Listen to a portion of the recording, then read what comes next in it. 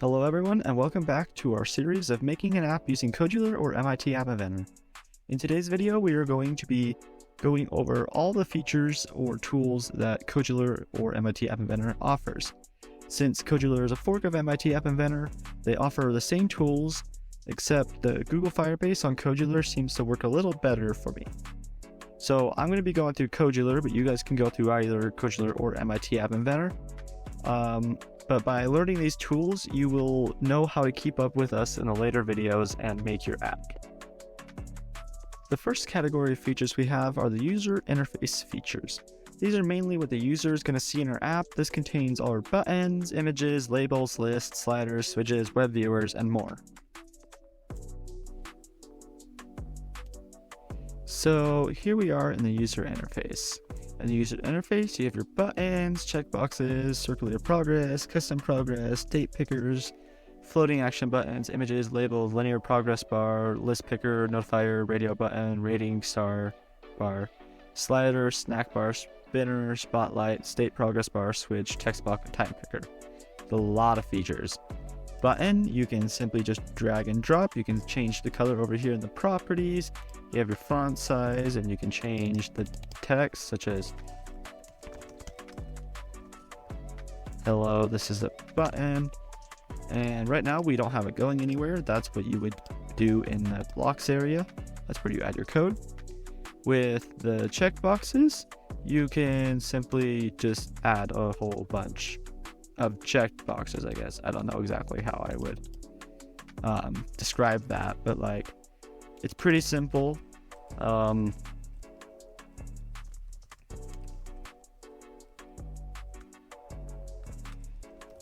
Like click to subscribe, I guess. And then bam. So that's pretty simple. Circular progress. Literally that's all it does. Custom progress. You can, let's make this to fill parent, but like literally you have a whole bunch of progress stuff, and then you would just edit the code for those over here in the blocks area again. Date picker, it allows the user to pick a certain date, like if you needed them to pick their birthday, then they could click that and then pick their birthday. Over here, the floating action button. We don't do a whole ton with this. I don't use this a whole ton, but you can. I'm not exactly certain how it works, but you could probably easily figure it out. But then we have our images. Images are pretty nice. I mean, I don't have any pictures uploaded, but you would just press upload and then put them in and they would be there. Your labels, this is how you'll put text anywhere that you need it to be, like be sure to subscribe or something like that. And then you can alter the font size for like 20 or 25 or something like that. Next we have our linear progress bar. This is really just like these would be, honestly. There's not a whole ton that you would do with this other than if you were in the code area, in the blocks area. Then we have our list picker. This is when you can add a whole bunch of elements, so like you just add a whole bunch of stuff in there and then they can pick from in there. There's really not a whole ton that I use that for. Notifiers, this is how you'll send like notifications to the app, like logged in or wrong password or something like that. You would do that in the blocks area. I believe the same as with the floating action button. Radio button. Literally just like you think it would work. It's just like a checkbox, but literally just the same thing. Rating bar, if you need to get ratings, some people do, you can use this to do so.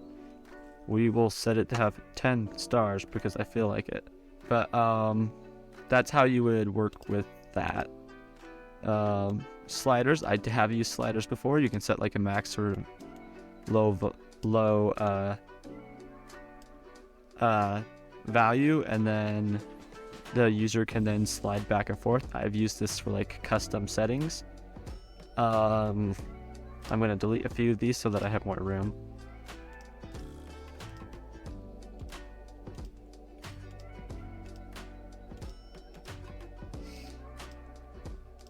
But snack bar, I haven't really ever used this, so I'm not exactly certain how it works.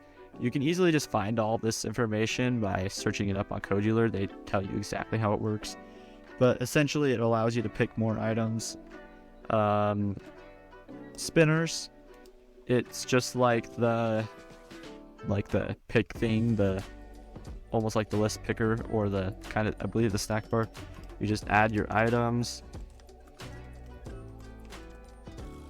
So is an item, and then they can select from in there. Spotlight, I have not used this before. I believe this allows you to have animations. It gives a much, it makes things more fluid if you want them to be. State progress bar. Just how you would think it would be. This is where you could have, like, when the user's signing up, they can have like information and then sign up, or phone number and stuff, and you can have multiple items that they can pick through and have an increment in the state number. That's how that would work. Switches are nice. Switches allow you to have you can do settings, or you could have it be on off or something. It allows you just to have options that the users can pick. Text box, this allows the user to insert the input text. This is good for like usernames or passwords or stuff when we're doing that. And then finally we have time picker. It's kind of just like the date picker, but instead it's just the time, if that makes any sense. The next part of our features are the layout blocks. This is how you'll set up the layout for your app. You'll make the layout that you want, and then you can also make them visible or not. That way you can give animations or make something like a sidebar. By using our design that we made earlier, we can see how we will be making the layout with these blocks, and it will help make the design process much easier. Okay, so now we are in the layout. So you have your general right here. MIT App Inventor doesn't quite have as many options as Kodular does, but you can have your card views, which allows you to basically just keep going down. It's kind of like a just basically a vertical, but it isn't a vertical. Speaking of vertical, we also have our vertical arrangements. This just allows you to go make arrangements that just keep going down, down, down, down. Horizontal arrangements, they are nice because they allow you to do more horizontal options. So like we needed a vertical here and another vertical on the side. I can get it to go. But you can have multiple horizontal arrangement items in there, which is real nice. You can have scroll arrangements, which means that they would have to scroll over. That's quite nice, quite a lot of times. Spacing is real nice because it allows you to set a certain height. So like, say you needed 50% of the screen for spacing, then it would take up 50% of the screen and you wouldn't put stuff there. Swipe refresh layout. This is when you just swipe the refresh, it allows it to be able to change. I don't use this a whole ton, honestly. Table arrangements, they are nice because you can set a certain amount of columns and rows, and then you can have specifically just put in your items there. It's nice when you're trying to make grid setups. Vertical arrangements we talked about, and vertical scroll arrangements, they're just like your horizontal arrangements. And honestly, it just allows you to scroll more and more. But so that's how that part works. And here we have lists. This allows you to just create lists. You can still do list views though with the user interface, though this allows you to be able to scroll and stuff. Navigation, these I haven't messed a whole ton with because they aren't in MIT App Inventor. The nice thing about it is that it makes things a lot simpler.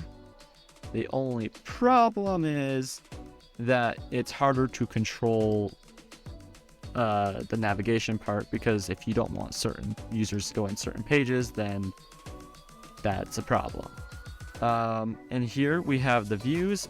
MIT App Inventor does not have these parts, but you have your bottom sheet views, which just is a non-visible component that shows a visible layout at the bottom of the screen. Chat view, which allows like a chat if you need to send data back and forth between like a support group. Gallery viewer, which allows you to have a horizontally center locked scrolling list. Surface view, which shows a live preview of the user's camera and as its background. So if you wanted like to have a background of the live camera, that would be crazy, but you could. The view flipper allows you to animate between two or more layout components that have been added to it. This is for more like if you wanted to do animations. And the web viewer is nice because you can embed like web pages, like if we did my website, my YouTube channel, it will allow the user to view my YouTube channel. That is basically all that is in the layout section. So let's move on to the next one. This is the part of the app that makes you have to agree to all those annoying permissions. This part of the app allows you to access the camera, the video, and the files on the device. It also allows you to play video, give out sound, record sound, use speech recognizer, use text-to-speech, translator, and more. This part is more for those who are into making it look extremely fluid. We won't be using these that much, if at all, in this series, but essentially this allows you in theory to make your own custom animations, or you can even use it to create some sort of drawing pad or something. It's really up to you. I haven't played around with these that much, so honestly I'm not the best at them.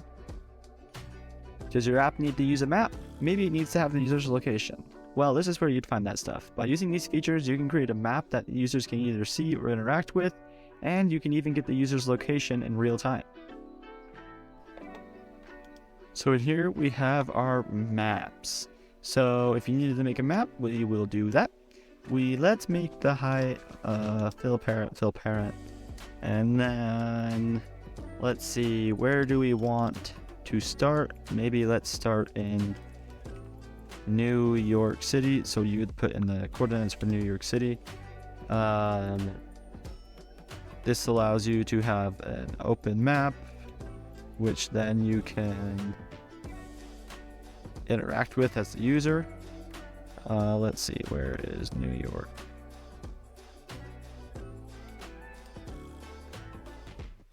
New York. So you could add stuff like that. You could add markers. So bam, we have a marker here now. We can add navigation, which allows you to put in your navigation and transportation method, kind of like Google Maps. Oh, I'm actually kind of surprised they have a wheelchair method. That's cool. Polygon, which you could use to just obviously make a polygon with. Rectangle. Markers. I have never known what feature collection does. Looks like you just import a JSON file, but that is basically how you use this. You could have your circle. That is how you would use the map, and you can have the user interact with that. So that's basically how that works. Need to show some information? Maybe you need the admin to see analytics in a chart. Well, this is one of the section of features that you would do that with. With these charts, you can show information and data in a simple design that is effective and fast. Your phone has quite a lot of sensors in it. You can take advantage of these sensors with this section. You can also connect the other sensors to your device. From barcode sensors to thermometers, you can use quite a lot of data. Some of this data is especially nice because with my app, I can send sensor data over from the Project Enable device instead of having to put individual sensors on Project Enable. Now we are on to sensors. Sensors are very important. I use sensors quite a lot. I believe Kodular has more sensors than MIT App Inventor does, but you have sensors such as accelerometers, barcode scanners, clocks, fingerprint, gravity, gyroscope, hydrometer, light sensor, location sensor. This is where you get your location data, magnetic field sensor. I don't know if the phone actually has that, but near field. So this is NFC capabilities, which allows you to do payments with NFC, or orientation sensor, pedometer, pressure sensor, proximity, sound sensor, and temperature sensor. These are a lot of sensors that you can use. Some of them are on the phone, some of them are not. It just depends on the device that you have. You'd have to program that into them. We use clocks quite a bit just to do timings during the app. That allows it so that we have a certain timeout methods or stuff, or fingerprints, which allow users you could use to help them sign in or something like that.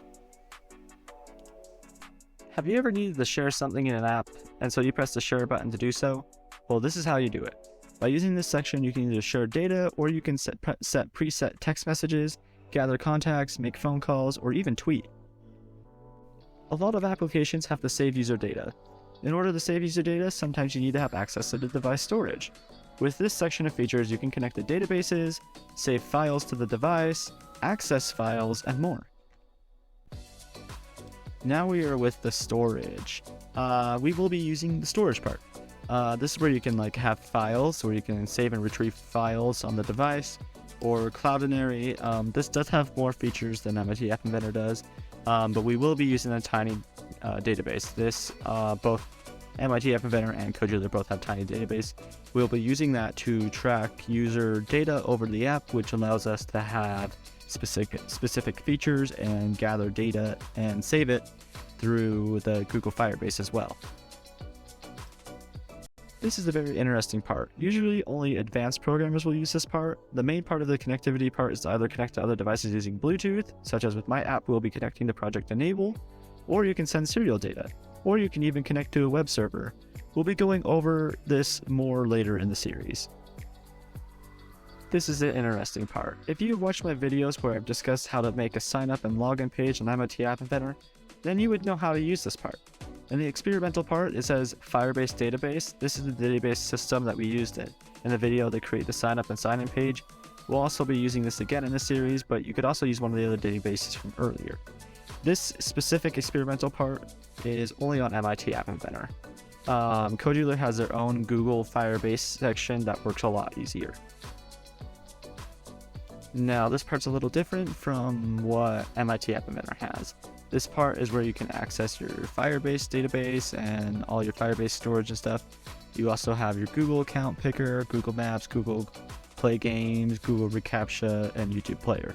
This is where we're going to be using the Google Firebase. It works so much better than MIT App Inventor does, but you can technically find a way through the experimental part to use Firebase with MIT App Inventor. Now, this is the part that MIT App Inventor doesn't really have. This is the utilities. This allows you to add animations, specific ones. It allows you to have audio that you can manage the device audio settings. This basically just allows you to access settings. It allows you to access the battery settings and stuff like that. Color utilities, which allows you to do lighting or darkening. This allows you to decrypt and encrypt data. Decoration, basically just more visual properties and animations and stuff like that. Device utilities, which allows you to get specific information about the device. Image utilities, which is kind of like the one part with the metadata. Keyguard manager, which allows you to authenticate a user using a preferred security option. Package utilities, resource utilities, screenshot, if you needed to use shell, which specific users might need to, but we won't. And wallpaper, which allows you to access wallpaper settings. One more part that I wanted to touch on is the properties and blocks part that you can see on this side. The properties part is where you'll see data for the features you use, such as like text or labels or the color or more. The blocks part is where you'll see all the buttons will take you or what they'll do, and this is the part where you put everything together and add your code. Last but not least, this is the extension part. This part we will not be using in this series. This allows developers to import their own extensions that they can then implement into their application. Think of it kind of like plugins in WordPress if you've ever used WordPress. Thank you for watching this video. If you liked this video and would like to stay caught up with the series, please be sure to subscribe. Please also like the video if it helped you out. Thank you for watching, and I will see you at the next stop.